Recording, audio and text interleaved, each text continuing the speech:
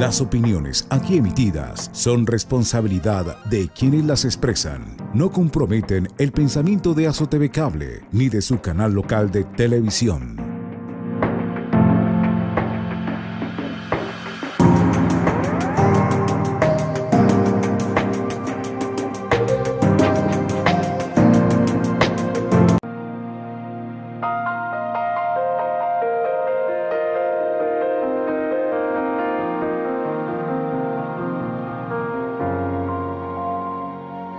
Continuamos con este tema y aquí con la buena compañía de Homero Torres, abogado, que es muy espiritual, muy bíblico, ¿no? Yo soy más psicólogo, pero ya, como le digo, ya lo ordenamos de obispo, ¿no? Porque sabe mucha Biblia y los mensajes nos hacen pensar también sus mensajes. Continuando con la verdad dura, ¿no? Entonces, hablamos que quizá ahora se comprenda con estos temas que tenemos, continuando con los mensajes del padre Francisco de Rú, que es valioso y lo hago público también, compartimos, que ahora se comprende por qué seguimos buscando la verdad del conflicto armado interno colombiano para encarar realidades que nos destruyen. No podemos abandonar la obligación de esclarecer el asesinato de más de 300.000 civiles y de más de 9 millones de víctimas sobrevivientes. Y mientras no conozcamos las causas estructurales y asumamos las obligaciones que surgen de esa verdad, continuamos lo que hoy sigue con 10.000 personas armadas entre el ELN, las disidencias y los grupos de narcotráfico, el asesinato de líderes y las rupturas de las comunidades. Estamos de acuerdo con las medidas extraordinarias tomadas por el gobierno y los alcaldes ante el coronavirus. Son decisiones de poder de Estado que muestran que sí es posible lo extraordinario ante una realidad mortal cuando hay voluntad política. ¿Cuándo tomaremos medidas extraordinarias contra la violencia política unida al narcotráfico, que ha sido mucho más letal que la pandemia entre los colombianos? Esto lo dice, no lo digo yo, lo dice el padre Francisco de Rú, jesuita. Hay un mensaje de unas tribus que el padre visitó de las Coguí, que es de la Sierra Nevada de Santa Marta, unos mensajes hermosos que nos sirven para estas reflexiones. Hace 3 semanas los mamá Coguí nos recibieron, dice el padre, en la sierra por una invitación de Juan Maír, un sociólogo. Nos compartieron que el dolor de la destrucción de su hábitat y la dificultad para preservar los sitios sagrados. Estaban enterados de la pandemia y el mensaje que nos dieron fue sencillo y claro, este mensaje, que lo compartimos con ustedes. Las fuerzas espirituales que originaron la naturaleza pusieron el conocimiento en cada ser. Hay un conocimiento en la tortuga, dice, que nos enseña la creación, en el árbol, en la piedra, en el agua. Son seres que nosotros estamos destruyendo. La fuerza brutal del hombre, que a veces llamamos civilización. Los seres humanos tenemos que aprender de este mensaje que nos da la madre naturaleza. Y dice, el conocimiento que ellos tienen. Pero hemos ido matando a esos seres, dice. Y al matarlos, matamos el conocimiento. Por eso cada vez conocemos menos y por eso pasamos a matarnos a nosotros mismos. Y puede ser que la naturaleza termine matándonos a todos, como estamos haciendo esto. Para mí, a veces creo, y yo no sé, es producto de que hemos destruido la naturaleza, que nos dice que nosotros matamos la naturaleza. Y la naturaleza dicen que también se está desquitando de nosotros, que nos dice Homero. Pues tenemos que caer en el mismo tema de la causa y efecto, ¿no? Causa y efecto. Causa y efecto, sí. Desafortunadamente, pues los humanos, en el afán de la riqueza material, pues, yo no sé, en la televisión había un programa que decía todo por la plata. Entonces, hacían cosas pues a veces descabelladas por buscar la plata. Y eso es lo que nos pasa a la humanidad, ¿no? Que como volvemos y repetimos, el fin era lo espiritual y lo accesorio era lo material. Pero el demonio le hizo creer al hombre que teniendo el dinero en cantidades, las riquezas, pues ya iba a ser igual que Dios o superior a Dios. Y entonces el hombre se desvió y en este momento por eso es que tenemos todos problemas. Estudiando la historia de la humanidad, yo les decía a alguien, como decía un autor, ¿dónde se jodió la humanidad? ¿No es cierto? Y entonces yo he llegado a una conclusión. La humanidad se fregó cuando aparece la propiedad privada. Y entonces dice, esto es mío. Dios dijo que la mujer era la ayuda idónea para el hombre. Pero el hombre dijo, mi mujer, ya se adueñó, mi mujer. Después, mis hijos.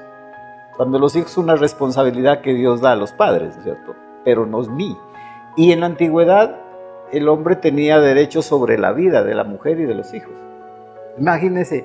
Y después viene la acumulación. Mi terreno. Recuerde que Dios puso para administrar la tierra. Y cuando uno es administrador de una empresa, de una fábrica, lo que sea, pues cuando yo me voy, nada me llevo, ¿no es cierto? El que viene sigue administrando. Pero no, acá decimos mío y entonces ya aparece la herencia. Ah, no, es que hay que transmitirle de generación en generación. Entonces, mire, esa es la causa del problema de la descomposición social. En este momento, por ejemplo, aparece la cultura del dinero fácil. Y entonces buscamos el dinero de cualquier manera, rápido y bastante, ¿no es cierto? ¿A costa de qué? Del dolor ajeno. Entonces, todo esto es consecuencia de, ¿ya? Hoy, por ejemplo, este virus es consecuencia de nuestra mala actuación. Pero, ¿qué es importante ya frente a lo sucedido, ¿no es cierto? Porque, mire, me he dado cuenta que a través inclusive de las redes sociales comienza la gente a mostrar que Dios tocó, ¿cierto? Tocó. Y la gente comienza como a pensar ya. Y comienzan a mandar unos mensajes muy hermosos como el del Padre, en donde llama a la reflexión, a darse cuenta de que el hombre sin la presencia de Dios no es nada. No es nada. Por eso Jesucristo al final de su ministerio les dice a los apóstoles, ¿no? Les da una enseñanza que la Biblia está escrita como dice, la vid verdadera. Y compara, porque recuerde que Jesucristo hablaba en dos figuras literarias, parábola y la otra, perdón, me olvido, y la otra es, bueno, en todo caso él hace comparaciones, como en este caso, alegorías. Perdón, alegorías, sí, parábola y alegoría. Parábola y alegoría. Pero esta es una alegoría en la cual compara a la mata de la vid, o sea, de la uva, como el hijo, el verdadero, dice, ¿no? Dice, y también al Padre, a Dios, como el labrador, y nosotros como los pámpanos. Los pámpanos son las ramitas que salen a la mata, ¿no es cierto? Y donde produce la vid, el racimo de uva. Entonces, Él nos dice, mire, si ustedes están aquí pegados a mí, nada va a pasar. Ustedes van a dar fruto. Porque si ustedes son cortados, echados a la basura, no van a producir fruto. Y entonces nos dice, mire, la única condición es de que ustedes estén pegados a mí. Y de ahí viene en la antigüedad que comunión, o sea, en el hebreo, comunión es el verbo halak. Halak significa andar juntos. Y eso es lo que la religión católica habla de la comunión, ¿no es cierto? Cuando usted le da la hostia a la persona, el símbolo de que va a andar, lo masticó, lo comió, pues, o lo degluteó, y está dentro. Pero eso es un símbolo. Y porque nosotros desde el principio, nuestro espíritu está acá dentro. Lo que necesitamos es entender que tenemos que darle prioridad al espíritu y andar todo el día y toda la noche con él, recordándonos que somos espíritu y actuando como tal. Y la parte material, pues como medio, ¿no es cierto? Por eso él dice, ustedes no son de este mundo, pero están en este mundo. ¿Qué significa eso? De que nosotros somos el mundo espiritual, pero estamos viviendo en el mundo. Y por ahí hay otra parte que dice un proverbio: andar entre la miel, pero que no se te pegue nada. Imagínense, eso es interesante porque nos está diciendo, mire, ustedes son espirituales, anden en el mundo material, pero no hagan lo del mundo material, porque allí sí tenemos problemas. Y entonces, mire, hoy esa es la reflexión que tenemos que llegar. Mire, de nada nos vale la riqueza, cuando, mire, un simple virus, porque es un simple, recuerde, porque el mundo está lleno de virus, bacterias, de todo. Pero, mire, hoy nos tiene con miedo. ¿Pero por qué el miedo? Recuerde, el miedo es producto del pecado. Recuerde desde el principio, Adán y Eva, que se escondieron de Dios. ¿Por qué? Tuvimos miedo. ¿Se acuerdan? Entonces, nosotros andamos mal porque andamos transgrediendo las normas todos los días en busca del dinero fácil.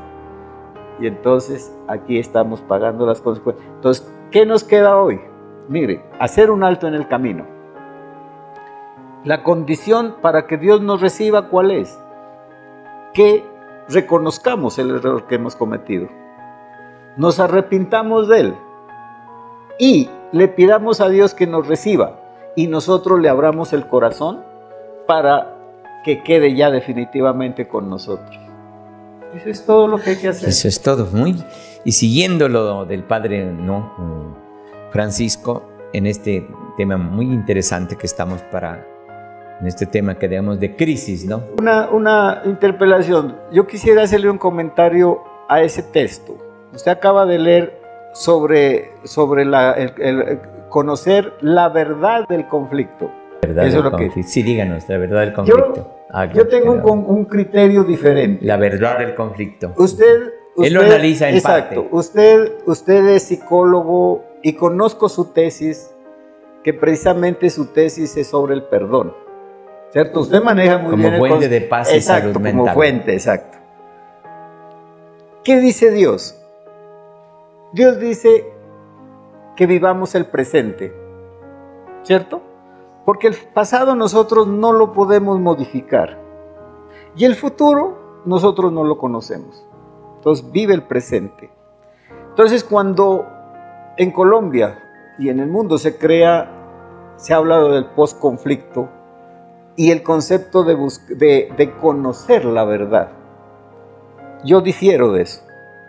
¿Por qué? Porque precisamente Dios dice muy claro en un pasaje: el pasado entiérralo en el fondo del mar, de donde nunca vuelva a salir.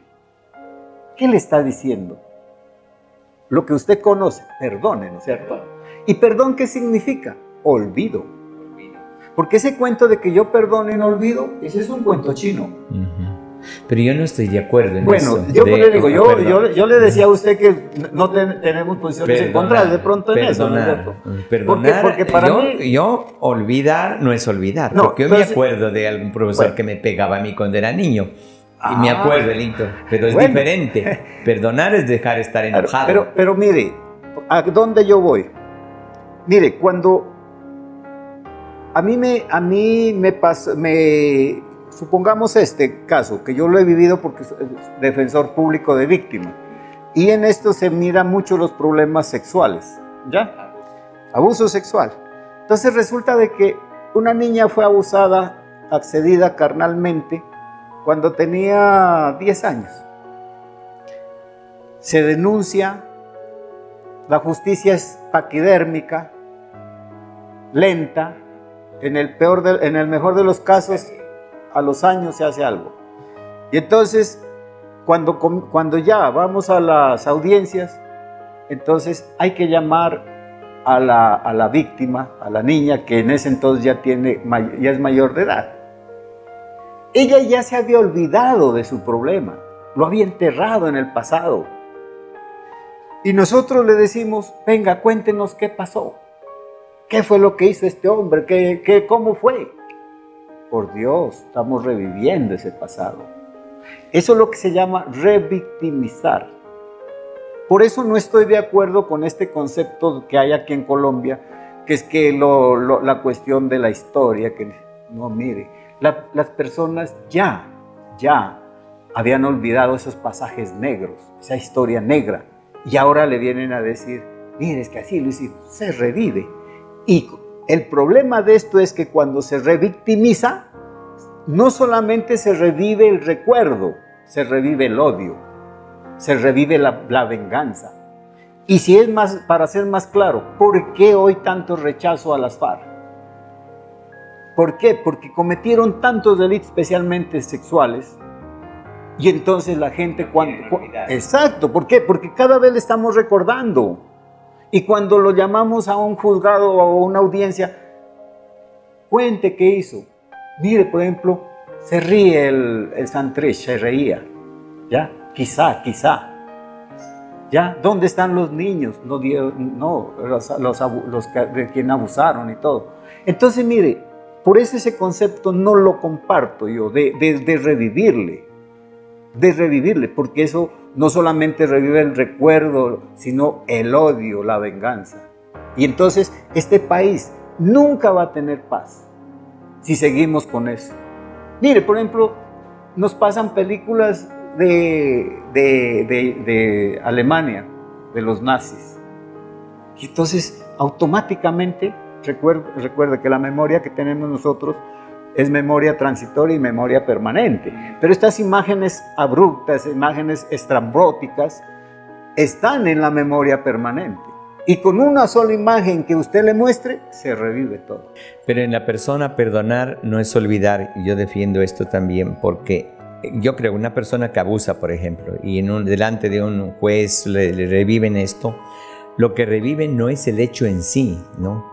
Sino una palabra que se llama una memoria ontológica, que queda el hecho así, que queda el hecho, ¿no? Por ejemplo, yo no me acuerdo, perdonar es olvidar, y perdonar, esas dos cosas que dice, ¿no?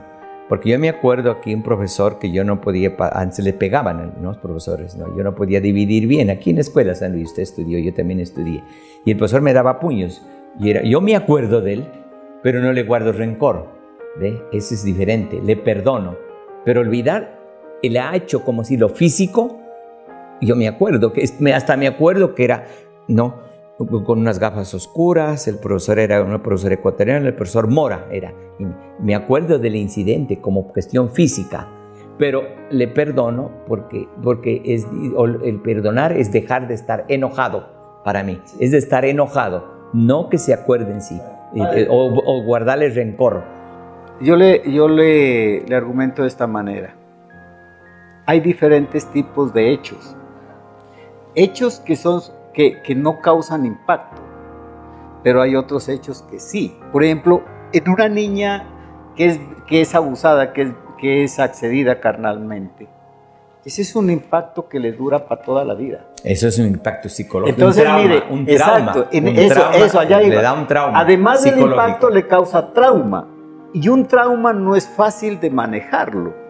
Entonces, por eso digo, hay cosas que en realidad, pues lo que usted dice, por ejemplo, son lo que yo llamo hechos, intrascendentales. No tienen trascendencia, ¿no es cierto? Sí, pues yo me acuerdo, por ejemplo, que el profesor Chepe una vez nos castigaba con un rejo que tenía. Eso porque estábamos molestando en la iglesia, precisamente en una misa. Entonces el día lunes dijo, bueno, usted téngale un vuelta. Pues eso no es trascendente, ¿no es cierto? Pero cuando cuestión física. Pero ya mire, por ejemplo, el caso sin ir más lejos de la guerrilla y de las niñas abusadas, a las que las obligaron a abortar. ¿Usted cree que eso se olvida fácil? Muy difícil, ¿no es cierto? Como psicólogo, usted tendría que darle un tratamiento diferente al que le jaló la oreja con al que la accedió carnalmente, ¿cierto? Entonces son cosas diferentes. Yo a ese tema me refiero, padre. O sea, ahí. Además, yo le digo una cosa con sinceridad. Yo le creo a Dios. Y Dios dice, entierra el pasado en el fondo del mar. Entonces yo le obedezco, ¿no? Y eso es el perdón. Exacto, ese es el perdón. Y hay un proverbio hindú hermoso que dice de Dios. Si Dios no perdonaba, su cielo estaría vacío. ¡Qué profundidad! Estaría solito Dios. Porque Dios es la constante amor. de Dios es perdón. Por eso Dios es amor. Cuando le preguntan cuántas veces hay que perdonar, 70 veces 7. Es una cuestión de decir todo el tiempo. Siempre y cuando usted reconozca su error, se arrepienta y lo busque. Porque la gente a veces piensa que así nomás. No. Muy bien, siguiendo este tema del mismo Padre, que es valioso, ¿no? Esta pandemia, como decimos, el coronavirus, ¿no? Nos ha traído otra cosa, de estar juntos, ¿no? Estar recluidos y estar juntos en la familia. Trabajamos por las redes, dice, ¿no? Eso no sé. En la Comisión de la Verdad escuchamos las grabaciones, ¿no? Hablando de las víctimas, 2,000 víctimas. Contrastamos opiniones, como nosotros. Millones en Colombia trabajan en sus casas y reciben ingresos. Pero hay otros millones que comen de lo que ganan en el día, que no pueden comprar el bulto de papa porque pagan cada noche por la libra de arroz y el cuarto de aceite que se nos ha traído esto. ¿Qué va a hacer de ellos? Es otra pregunta que nos hace. ¿Qué va a hacer? Y cómo van a sobrevivir encerrados cuando pasen 3 semanas o 20, o quizá no sabemos qué dura. La alcaldesa dijo de hasta julio, la alcaldesa de Bogotá. Permítame que le acuarte ahí, padre. Mire, esto es precisamente lo que estamos viviendo, ¿cierto? Lo que dice él en otros términos, que es lo que se refiere a las medidas. Medidas. A las medidas. Entonces aquí pues ya protocolos que se llaman a nivel internacional. Entonces hay medidas preventivas, medidas de mitigación, medidas de choque, bueno, diferente. Entonces mire, eso es lo importante, porque mire, ahí está analizando ya el tema de Colombia. Nosotros en Colombia somos el 46.8% trabajadores informales. ¿Ya? Eso prácticamente es una cuestión desbordante. A esa gente a la que se refiere, lógicamente. Mire, yo vi una noticia de Bogotá de una señora que vendía tintos, ¿no? Y la pobre señora decía que con 2,000, 3,000 pesitos que se ganaba en el día, era con lo cual compraba las cositas para la comida del día siguiente. Y aquí existe en Samaniego. Exacto, entonces existe en Samaniego. Si se le quita esa posibilidad, ¿dónde quedamos? Por eso es que mire, yo le oraba a Dios, ¿para qué? No para que quite el virus. Y vamos a hacer una oración aquí. Eso, le oramos a Dios para que le dé inteligencia y sabiduría como a Salomón, a nuestros gobernantes, para que tomen la mejor decisión, las mejores medidas que afecten menos, porque siempre van a afectar, pero que afecten menos al pueblo colombiano. Es que eso es todo. ¿Y qué va a hacer de ellos entonces? ¿Cómo van a sobrevivir encerrados cuando pasan 3 semanas o 20 días? Dice, ¿no? Estas preguntas ponen en prueba al Estado y a la solidaridad de todos nosotros, que ha despertado una gran solidaridad. Y continuamos con estos mensajes de lo que estamos viviendo. Y gracias por sus mensajes muy valiosos aquí, que lo tenemos a Homero Torres.